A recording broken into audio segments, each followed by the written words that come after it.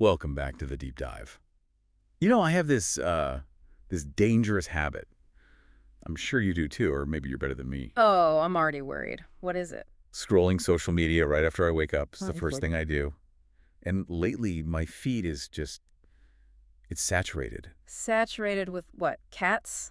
Politics? The usual doom scrolling stuff? I wish it was cats. Honestly, I'd take a cat video right now. Yeah. It's saturated with vibes. You know what I mean? Uh-oh. I think I do. It's these perfectly lit, beige-filtered photos of matcha lattes or burning sage or a single expensive crystal sitting on a piece of driftwood. Right. And the caption is always something like, protect your energy, or high vibes only, or raise your frequency. Ah, yes. The wellness industrial complex, hard at work. Exactly. And look, I'm all for feeling good. I love a good vibe.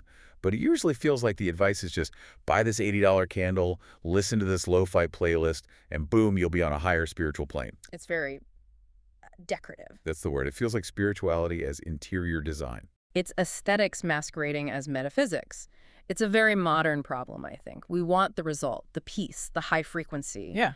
But without, doing the structural work to actually get there. That is exactly it. And that is why I got so excited about the deep dive we were doing today. Yeah. Because we found a source that takes that whole frequency concept, which usually feels so fluffy, so subjective, and treats it like it's cold, hard engineering. It really does.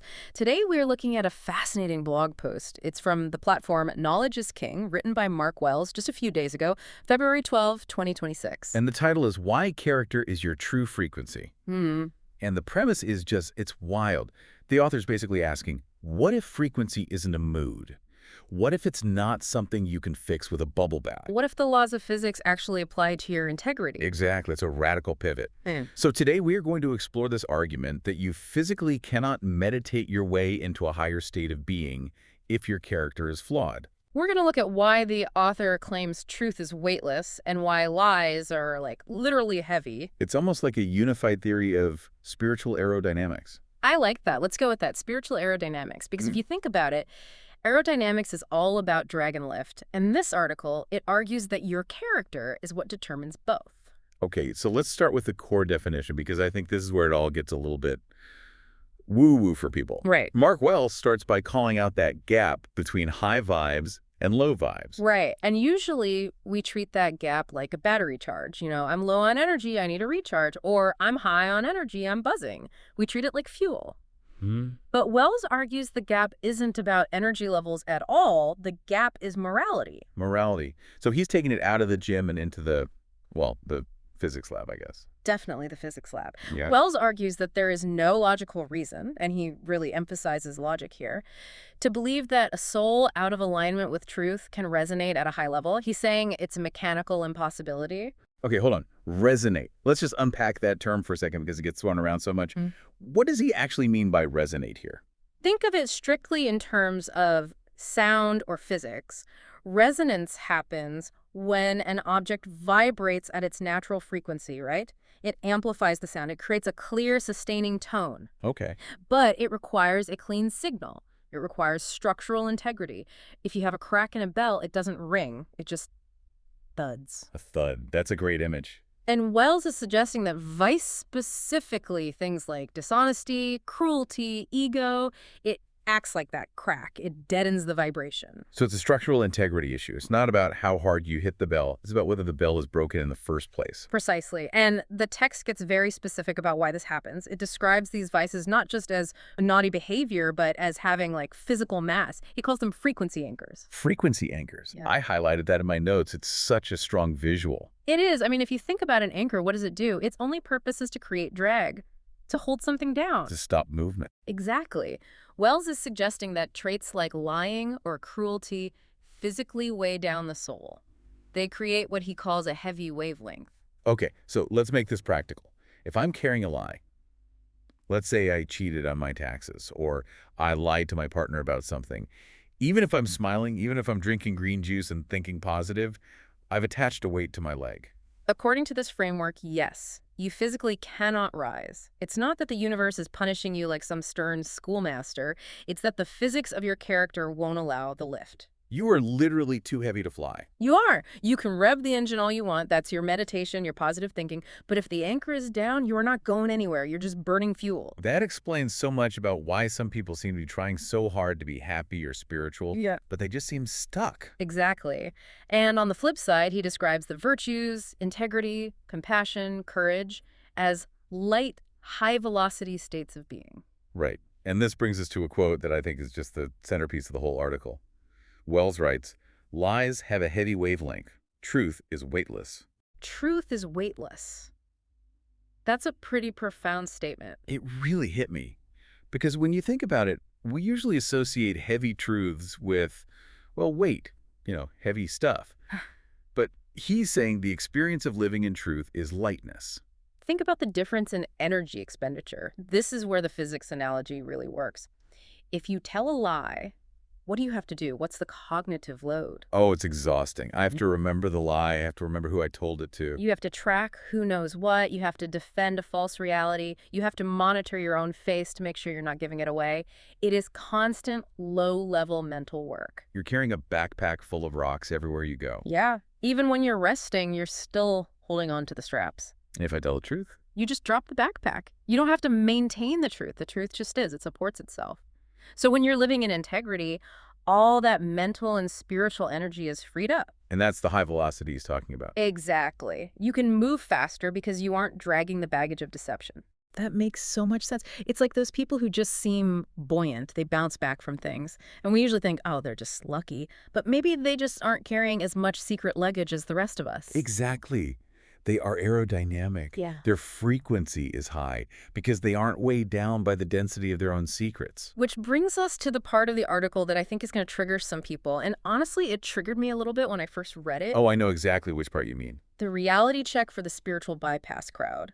Mark Wells writes, "To raise your vibration is not a matter of meditation alone. It is a matter of character. You cannot your way out of a bad heart." You cannot your way out of a bad heart. It's so brutal. It's Yeah. so direct. And it is absolutely essential. But it's so necessary. I feel like we've all met that person, maybe we are that person sometimes, who is super disciplined with yoga. They have the perfect morning chant. They wear the beads. But then they get in their car and scream at traffic. Or they go to work and ruthlessly undercut a colleague. Or they're just awful to the waiter. That is the textbook definition of spiritual bypassing. It's using spiritual practices to avoid facing your own unresolved emotional or ethical issues. You use the Om to cover up the rot. It's like painting over mold. Yes. Wells is saying the chanting is irrelevant if the foundation is rotten. He uses this metaphor that I thought was perfect. He says, you cannot reach a higher floor on a broken elevator of ethics. I love that mechanical view again. Let's just visualize that. You're in a lobby, you want to get to the penthouse, the high vibe state. You can push the button all day long. You can visualize the view from the top. You can dress like you live on the top floor. You can stand there and manifest the elevator moving, but the cables are snapped. And if the cables, your ethics, your integrity are snapped, the elevator's not moving. The mechanism is broken. No amount of intention fixes a snapped cable. Only repair fixes the cable. So the solution, according to this piece, isn't to buy a better cushion for your meditation room. It's to change your choices. Explicitly, the text says, if you want to change your frequency, start by changing your choices. Yeah. It shifts the power from the metaphysical, back to the practical. To the micro decisions. Yes. The stuff you do when no one is watching, that is where your frequency is actually generated, not on the yoga mat. I want to dig a little deeper into how this works because the source gets into what I'd call the engineering of the soul, this concept of interference. Yes. This is where we get into signal theory. The source uses a great quote, "Morality is the tuning fork for the human soul." Okay, explain the tuning fork analogy. I haven't seen one of those since, high school physics. So a tuning fork sets a standard pitch. You strike it, it vibrates at a pure specific frequency, say 440 hertz. If you bring another tuning fork near it that's tuned to the same pitch, it'll start vibrating too. Resonance. Right, sympathetic vibration. Okay. But if you are out of tune, which in this case means moral failure, a lack of integrity, you create dissonance. Dissonance, that clashing sound. Exactly. You create noise, and that noise just messes up everything else. There's a great line here. Low character is a signal jammer for high-frequency living. Signal jammer is such a great modern way to put it. Imagine you're trying to broadcast a clear, strong signal. Maybe that signal is, I want a loving relationship, or I am a capable leader. Right, that's your broadcast. That's what you want the world to receive. But if you have low character, if you're lying or you're arrogant or you're cutting corners, that acts like static. It disrupts the wave. You might be shouting, I want success, but the interference from your character makes the signal come through as just static. So people don't hear, I am a leader, they hear. Exactly. They hear noise. They don't trust the signal. They might not even know why they don't trust it. They just feel the interference. And where does that noise come from? The source points to authenticity or the lack of it. It says, the gap between who you are and who you pretend to be is where your energy leaks. Energy leaks, that is such a crucial concept for anyone who feels drained. I feel like everyone I know is tired right now. We're all exhausted. And we often think we're tired because we're working too hard, I need a vacation. But the source suggests we might be tired because we're pretending. Think about the engineering of a facade. Maintaining a fake persona takes an immense amount of continuous power. It's like leaving an app running in the background of your phone that just drains like 40% of the battery. Exactly. If you're pretending to be happier than you are, or richer, or smarter, you are constantly burning fuel to keep that image projected. It's a constant low-level drain. No wonder we're so tired. We're running a simulation 24/7. Right. But if you close that gap, if who you are in public is exactly who you are in private, you plug the leak. Yeah. Suddenly you have access to all this energy that was just being used to prop up a fake version of yourself. You get your battery life back. Mm-hmm. And speaking of fake versions, we have to talk about ego, because the source does not pull punches here either. It calls ego a low-frequency broadcast. Well, humility is described as a silent, powerful transmission. Which is interesting because usually we think of ego as loud. Mm-hmm. You know, the guy at the party boasting about his car. That feels like a strong signal. And humility feels quiet, maybe even weak. But the source is arguing about reach and clarity. Ego is loud, sure, but it's staticky. It's a low-quality broadcast. It creates resistance. When someone screams at you, do you lean in to listen? No, I back away. I put up a wall. Exactly. The signal is blocked. But humility. Humility is silent, but it transmits clearly. It resonates because it offers no threat. It travels through walls. And this connects to a broader theme on the Knowledge is King site. I noticed another title by Jason Wells. I assume he's related to Mark Wells. Oh, yeah. It's called The Echo Chamber of Ego, How Superiority Preys on Insecurity. The echo chamber of ego. That sounds claustrophobic. It is. It implies that when you're in ego, you're just hearing yourself. You aren't connecting. You're stuck in a feedback loop of your own insecurity. That's a low-frequency state because it's isolated. Right. High frequency is about connection. And you can't connect if you're trapped in the echo chamber of your own superiority. This is really starting to paint a picture of a mechanical system. Like we're machines that run on truth. That's almost exactly what the text says. Character is the hardware. Frequency is the software. Let's unpack that tech analogy because it explains why so many self-help techniques just fail. Okay, lay it out for me. You can have the best software in the world. Let's say that software is your abundance mindset or your manifestation techniques. That's the app you're trying to run. Right. I've bought the app. I've downloaded the update. I'm ready to go. But if your hardware, your character, your nervous system, your integrity is fried, if it's outdated, if the circuits are corroded by lies and resentment, the app crashes. The app crashes. You cannot run high-performance software on a computer that is full of viruses. And the viruses here are the vices we talked about. You can't run joy.exe on a system infected with resentment Trojan. It's interesting you mentioned the nervous system, because looking at the broader context of the blog, this seems to be a recurring theme, the physicality of truth. There's another post by Mark Wells titled, The Body Snitches, Why You Can't Physically Hide a Lie. The Body Snitches. That sounds like a horror movie. It does, but I think it's a play on the body snatchers. Yeah. But here, the snitch is your own body. Ah, the body keeps the score. You might lie with your mouth. You might say, I'm fine. But your micro-expressions, your heart rate, your cortisol levels, they are all screaming the truth. Your biology betrays your deception. So when the source says character is hardware, it might mean that literally your biological hardware actually degrades when you lack integrity. Yes. Stress isn't just stress. In this context, stress is the friction caused by living a lie. And friction creates heat, and heat damages the machine. If you run a machine with too much friction for too long, it breaks down. That's burnout. That's disease. I want to touch on one specific example the text gave, because I think it perfectly illustrates this idea of the universe as a computer network. The quote is, "The universe doesn't hear what you say. It feels the frequency of why you said it." That is the critical distinction. Yeah. It's between action and intent, and it's why you can't hack this system. It's the sender ID, not the text message itself. Exactly. You can say the right thing, that's the audio.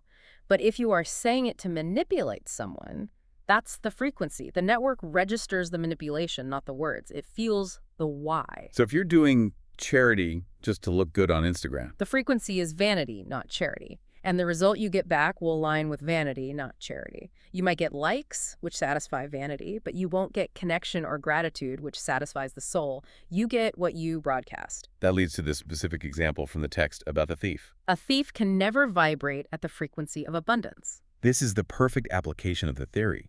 Think about the logic of a thief. Why do they steal? To get more stuff, to get abundance, money, cars, whatever. They want the result of wealth. But the act of stealing is an admission of what? That they don't have it. Yeah. And that they believe they can't earn it. Right. It is a declaration of lack. I do not have enough, and I cannot create enough, so I must take. So the action itself just reinforces the feeling of poverty. Wow. So the more they steal, the more they affirm their own poverty. Precisely. You cannot steal your way to a feeling of wealth because the method itself is rooted in the frequency of scarcity. It doesn't matter if you steal $1 million. Your soul is vibrating at the level of a beggar. You remain in a low-frequency state. That is such a powerful reframing. It really strips away all the excuses. You can't cheat the system because you are the system. That's the takeaway. The system is internal. There is no external judge to fool. You are the tuning cork, the broadcaster, and the hardware. So we've covered a lot here. We've gone from kind of mocking high vibes to understanding them as this rigorous moral code. Right. We've looked at frequency anchors like lies and ego and weightless virtues like truth. We've realized that you can't fix a broken heart with just meditation. You have to fix the elevator of ethics. And we've seen that this is a hardware issue. Your character determines what software your life can actually run. It all comes back to that internal roar. The source says, your frequency is the internal roar of your integrity. I love thinking about integrity as a roar. It's not passive. It's a powerful, loud force. It is, and it's the only sound that drowns out the static of a chaotic world. When you have that internal roar, you don't need external validation. You don't need to post about your vibes. You just are. You resonate. So as we wrap up this deep dive, we want to leave you with something to think about. A little bit of homework, I guess, but the internal kind. The source ends with this thought on shadows and light. It says, logic dictates that light cannot dwell in a closed heart. And to ascend, to raise that frequency, you must shed the weight of your own shadows. It's so easy to look at a playlist or a diet when you feel low. We always want the external fix. It's easier to buy a crystal than to apologize to someone you hurt. But this demands we look somewhere darker. Here's the question I want you to walk away with. If you feel like your vibe is low, or you're stuck, or you're just tired, don't look at your external circumstances. Don't look at your bank account or your followers. Look at your secrets. Your secrets. What is the heavy truth you are currently carrying? What are you pretending not to know about yourself? That specific thing, that secret, that little lie, that resentment you're nursing, that is your anchor. And until you cut it loose, until you shed that weight, the elevator isn't going up. Heavy stuff. But maybe the most uplifting kind of heavy, if you actually do the work, is about getting lighter. Thank you for listening to The Deep Dive. We'll see you next time. Daylight.